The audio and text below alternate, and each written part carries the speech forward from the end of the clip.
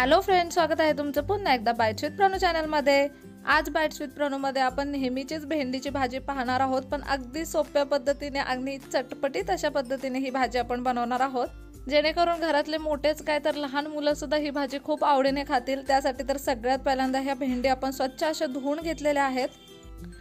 आता ना ह्याचं वरचं जे टोक असतं ते आपल्याला काढून टाकायचं आहे आणि ही भेंडी आपल्याला उभी चिरून घ्यायची आहे।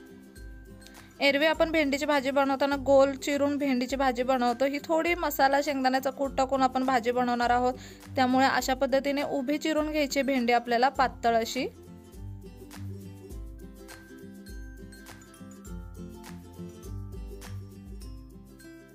इथे आपण सगळी भेंडी चिरून घेतलेली आहे। आता भाजी तयार करण्यासाठी सगळ्यात पहिल्यांदा एक कढई घेतली आहे। कढईमध्ये साधारणतः 2 ते 3 चमचे इतकं तेल टाकायचं आहे।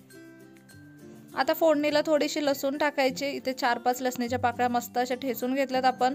थोडी मोहरी टाकूया, त्यानंतर जिरं टाकायचं आहे आणि किंचितसं हिंग टाकायचं आहे। अगदी मस्त अशी फोडणी तडतडली की त्यामध्ये आपल्याला बारीक चिरलेला थोडासा कांदा टाकायचा आणि थोडासा बारीक चिरलेला टोमॅटो टाकायचा आहे। आता यामध्ये 4-5 कढीपत्त्याची पानं टाकूयात आणि आता मस्त कांदा टोमॅटो आपल्याला फ्राय करून घ्यायचा आहे। कांदा टोमॅटो अगदी मस्त असा परतला गेला की यामध्ये आपल्याला 2 छोटे चमचे इतकी कांदा लसूण मसाला टाकायचा आहे।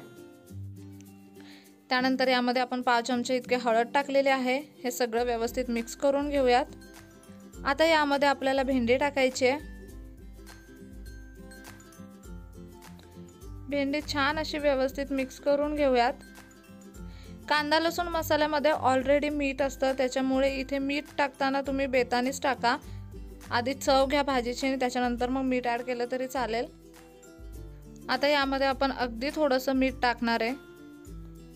कांदा लसूण मसाला जेव्हा आपण वापरतो तेव्हा भाजीची थोडी चव घेऊन बघायची, त्यानंतरच यामध्ये मीठ टाकायचं।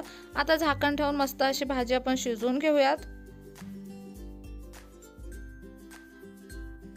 बारीक गॅसवरती साधारणतः 6-7 मिनिटं आपण भेंडी शिजवून घेतलेली आहे। अगदी मस्त शिजलेली आहे। आता यामध्ये आपण शेंगदाण्याचा कूट टाकायचा। साधारणतः 2 चमचे शेंगदाण्याचा कूट आपण यामध्ये वापरणार आहोत। हे व्यवस्थित मिक्स करून घेऊयात आणि मिक्स केल्यानंतर आपल्याला गॅस बंद करून घ्यायचा आहे आणि खाण्यासाठी तयार आहे अगदी चमचमीत अशी भेंडीची भाजी। ही वाली भेंडीची भाजी ना खरंच खायला खूप छान लागते। तुम्ही आजपर्यंत कधी ही रेसिपी घरी ट्राय केली नसेल ना, तर डेफिनेटली ही रेसिपी घरी ट्राय करून बघा। तुम्हाला खरंच खूप जास्त आवडेल, तुमच्या लहान मुलांना पण आवडेल। भाजी खाताना शेवटला यावरती ना मस्त असा लिंबू पिळायचा, खूप भारी लागते ही भाजी। नक्की रेसिपी घरी ट्राय करा। व्हिडिओ कसा वाटला कमेंट बॉक्समध्ये नक्की सांगा। चला तर मग पुन्हा भेटू अशाच एका नवीन व्हिडिओ सोबत। तोपर्यंत मस्त खा, भरपूर फिरा आणि आनंदी रहा।